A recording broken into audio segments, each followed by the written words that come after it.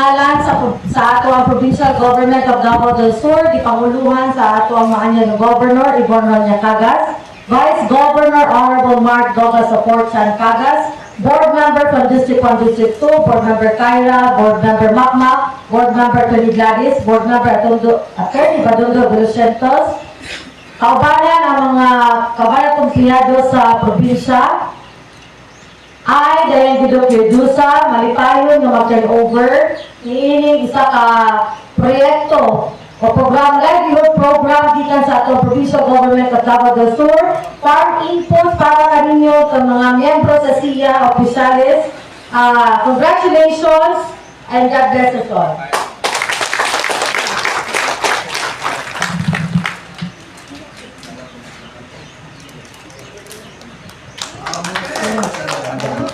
So karon ako na ako din yung heartily accepted kini maong work to. Because sa ato ang habit of Davao del Sur. Kaya Governor, especially kaya Governor dito kay Hidra to. Pamigoro niya kaya. Sir, salamat sa tanan. Inyong support. Kabalo ko din ginawad sa mga po. Ba't po mo nagsuporta? Amo kalipay tanan no nga nagpahiyom sa guba. Kalipay mo, namoy kalipay karong hapuna. Dati pa na ko ipasabot ang kapasikaran ba niya nga proyekto kaninyo tanan ng mga miyembro o mga opisyalis sa Sakop Irrigators Association. Kung mahinom do mo, labi na yun ni Gubludo Cagas.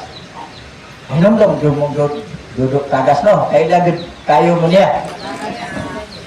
Kining ato ang lalawigan, nahimo ni nga ingaraani karon ba kanang mauswagon tungod sa iyang mga pamaagi lagi sugdan. Si Dodo isip nagsunod sa maayong prinsipyo bitaw sa kanang gitawag og good governance. Swerte kayo ta nga diri sa atong probinsya gisugdan ni kini ni Dodo Cagas. Di man malilong na ano sa tuang Dodo tarong yun ang iyang buhat. In fact, ang kamatuoran niya na, dimugna niya ang I Help, I Share programs. Kabalo ba na, no? Isa ito, ipasabot na. Kining litra nga L, livelihood. No? Ako, dugay na magyun mong nanguma. Kung saan magyun yung kasinalian sa panginabuhi sa uma. Kung ba ka ng ni uminto na bagyo maayo o maorag yan. Maorag yan po. Ang naon niya yung usap na to. Sa una ba tayo? Okay, tulog. Pero, bitaw na ang kabatuoran ba? Yan yung kami nabuhi. Kay sagad, doon ay kakulangan ba? Sa pagdugang. Ang punto ni Gubludo Sona, dili kinahanglan datuon ang tanang mga tao sa Davao del Sur. Kung dili, madungagan lang ang unta, ang tanang kita ba. Mga nga, dimog na ang livelihood program para basin na lang, no? Sa kamay nga pamagin, magkatabang madungagan ang inyong income. Dili, kinahanglan nga madato yun mo, no? Oh. So, muna nga, doon ay programa nga pahulamon mo o kapital. Kisa magani ang mga nadato, gani? Di ba mga negosyante? Ang mga mag-uuma, mura ba agad? Mag-uuma na, di ba? Huwag magani nga dato sa mga mag-uuma.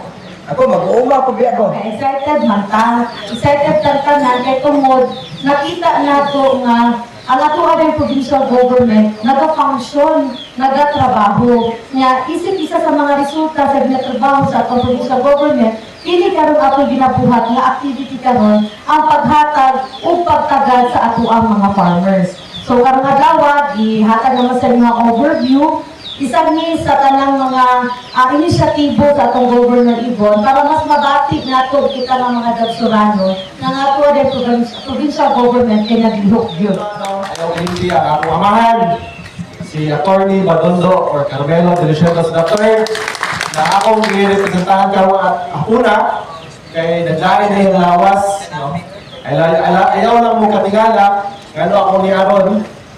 Pero gusto niya ipaabot kaninyo mga members dire na congratulations kay sa sobra kadaghan, no? Tama kung gingon ni Sir Jerry, pero tungod sa inyong pagpugi sa inyong presidente, no? Si Sir Sarno, naningkamot siya na usay iya makapot na madala niya iya mabitbit paingon dire sa inyong asosasyon. Palakpakan nato ang inyong presidente. Ikaduha, dili na tungod niya, kundi inyo akong deputy governor. Kung gihan ko tayong follow-up, kinsa man ni? Si kami kapitan, si Ma'am Virgin Obiano. Ako ka na nagkahiusa, no? Kami kayo atong kuhan, hindi sa itong mga pugihan ng mga deputy governors, kung ato ang president, kaming kamot, kung sa ilang makuha. So, ang hangyan na nako, suportahin ang atong administrasyon at MY Kagas, kay ang panglantaw nila, nasayo naman mo, gisaysay ng Sir Jerry, ang I help, I share, plus. Dili na wala na angay pang-usbon. Kay gisugda na kani adto ni the late Governor Dudok Kagas. So karon, di pa tayo ni Governor Ihon, o ni Vice Governor Mark, half-side na. Dimension ako ni Sir kaganihan ang I help ug I share program. Isip usa ka board member, ako ang chairperson sa turismo, no? So, layo di kaayo. Ang ako lang gid maingon, is ito sa I help ug I share na alam ang tanan. Kompleto na ipang-mention ko kaganiha. Pero ang prioridad jud namo karon, livelihood, agriculture, education, and health. Pareha naman ang agriculture ug livelihood, no? But isip chairperson ko sa tourism, masabtan yun na po, nganong kailangan na po unahon ni ang upat na akong ipang-mention, nganong kailangan unahon mo. Kay, kung wala po mo ipanginabuhi, unsaon na lang po ang future sa ato ang probinsya. Nauni ang mga tumong sa ato ang Governor Yvonne Ronya Cagas, kauban sa ato ang Vice Governor Mark Cagas. Kabalo kita nga ato ang governor, nga ato ang vice governor, wala nagilaing gusto kundi ka maayo sa katawhan o sa ato ang probinsya. Dako kayo ni siya nga kayuhan yung mahatag sa mga farmers. Ilabi na sa Sakop Irrigators Association. Bago lang, the other day, nag-turnover ko niya sa Sinayawan. Gusto ko lang, Opspia. Oh, nag-turnover ko niya sa ilahan dito. Mas daghan-daghan ang miyembro dito. Oh, 400 kapin. Pero, dili na po pwede na ako na lang yun nga murag at katumaas maayo. Dili.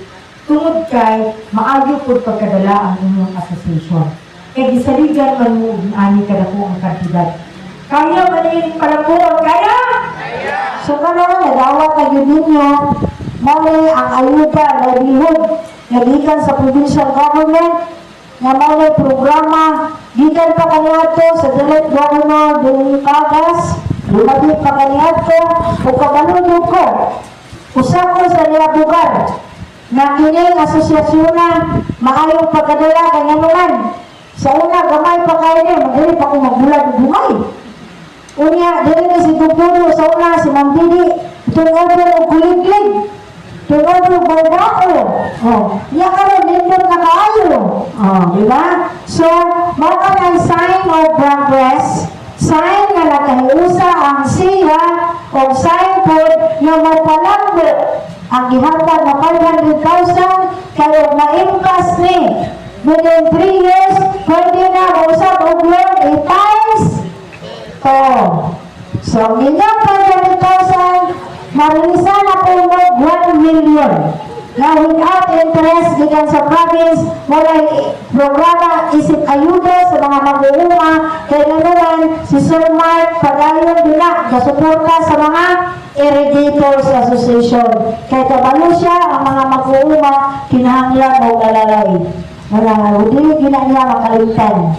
So, mga ibadayon ang nakaroon, o pasalamatan ako, ang mga board members, kay mga ginay-sign. Nindot kayo ang dagan karon.